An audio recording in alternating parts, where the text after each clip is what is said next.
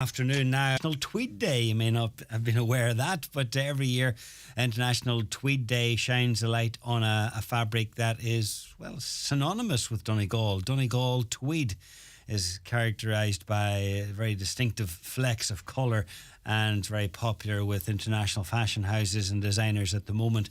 Now, Kieran Malloy is a sixth generation weaver with Malloy and Sons and is among a number of Donegal tweed businesses that are working to secure what's called Protected Geographical Indication, or PGI for short, as a special status for Donegal tweed. And Kieran now joins us, and we're streaming live as well. Hopefully it does. Kieran, can you hear me? Yeah, I can, John. Very good. Well, thanks for taking a bit of time out to explain this to us. And it's, don't know if I can wish you a happy International Tweed Day, but anyhow, tell us what Protected Geographical Indication is and why you're keen that Donegal producers get it. Yeah, so at present the EU has this PGI system in place for foodstuffs or like agri products. So like, for example, champagne can only be produced in the Champagne region of France, or Parma ham in and around Parma in Italy, or in Waterford there's the Waterford Blah. So that those products can only be produced within a certain area. And if it's a similar product can be made outside that area, but it cannot be called Waterford Blah or Champagne. So what the EU now is to protect the integrity of the product. Yeah, so that you know that when you're buying that, it is the genuine product. Like at the minute, someone else can be making a wine that's very similar to Champagne, but if it's not made within the region, you can't call it Champagne. Okay. So what the EU now are proposing to bring in is a similar system for craft products, so that then those products can be protected in the same way. So that, for example, if Donegal tweed gets protected, then it will mean that only producers following a certain route, certain like processes within the county will be able to call it Donegal tweed. And for a start, you're going to have to be based in Donegal. Yeah, well, that would be a big help. Yeah. Whereas at the minute, there's fabric mills in Italy or the UK or China or all over the world, and they would produce their so-called Donegal tweeds. And they're treating it as just a style, where they're making a fabric that has like some flex, or maybe a plain weave fabric, and they're just saying Donegal as a description.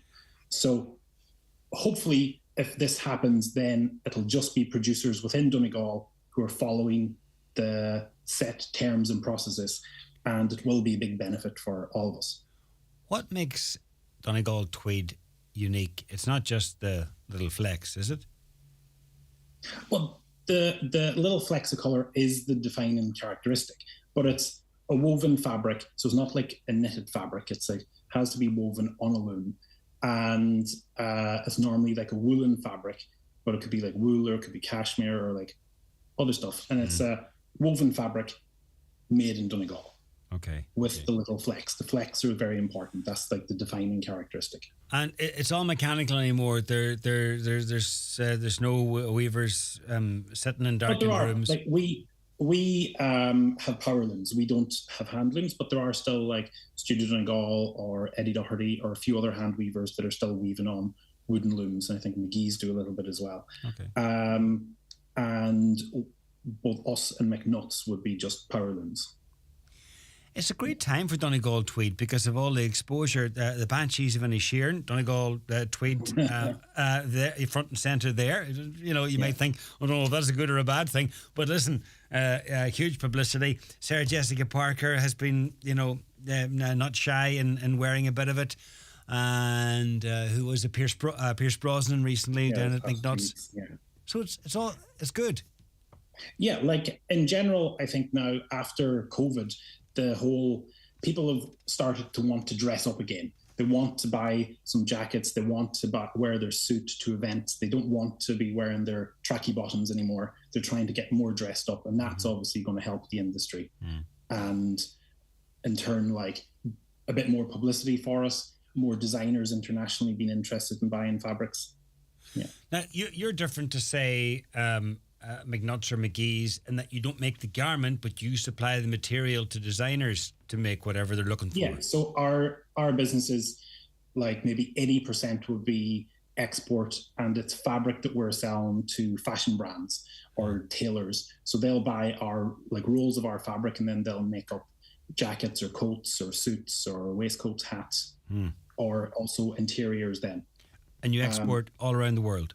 Yeah, all around the world. So like we'd sell to America, Japan, China, South Korea, the UK, Italy, France, Germany. Yeah. So, but it's always been an export kind of focused industry. Like, so I'm the sixth generation, but say the first two generations would have just been weaving for the local area, whereas my great granduncle and great grandfather would have started exporting Donegal tweed in the 20s once Ireland became a free state, and had like a showroom on Fifth Avenue in New York in 1923, like a warehouse in the meatpacking district.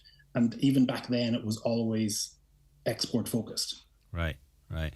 And it would be good as well for the designers and those that are making the clothes, because then it will, they'll get they'll have confidence that it will be genuine Donegal tweed. That's assuming that you do get the PGI status. Yeah, like it will be a big help for us, because at the minute we're selling our authentic Donegal tweeds, but then the same fashion brand might look at another fabric from, let's say, Portugal, and it's been called a Donegal. Yeah. And they'll be like, well, it's a bit cheaper from there. Whereas if it's protected and they know that it's the genuine, authentic product woven in the county, it'll be a big help, definitely. And also add more story to them selling their garments, so that they can be like, well, this fabric was woven in Donegal by these two guys on the side of a hill in Ardra. Yeah, well, or wherever. I mean, if this is the EU sort of expanding from food and drink and now into fabric, there's a good chance that this will go through, isn't there? But just maybe a lot of paperwork and a wee bit of pressure. Yeah, to be applied. They've been talking about doing this for, I think it's maybe about 10 years ago, since I was in Brussels, like over for a meeting about it. And it's just the bureaucracy goes very slowly. And it will, like we're like 90% sure it'll happen, or maybe a little bit more, but it's still going to take a while. It's not going to happen like next week or in 2 weeks. It's still going to be probably another year or so before it would actually get implemented. And in the meantime, we have to kind of know what we want to be protected, and have, like, we've been having meetings between us and McGee's, McNutt, Studio Donegal, Ed Doherty, like to try and keep the pressure, figure out what exactly is Donegal tweed, and what we think it should be, like how it should be described, because it'll have to be, for it to be implemented, it will have to follow certain stages, certain production processes will have to happen within the county. And but then we're fairly sure it'll happen, but it's still like another while down the road. But then each you will have your own unique type of a tweed, I would imagine, or maybe make it to order. Would you? I mean, if it's a big. Well, we each like have our own styles.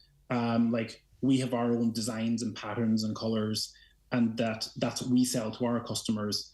And let's say some of the other weavers, they'll have their own styles. Maybe we'd be more menswear focused. Maybe some of the other brands might be a little bit more women's wear focused.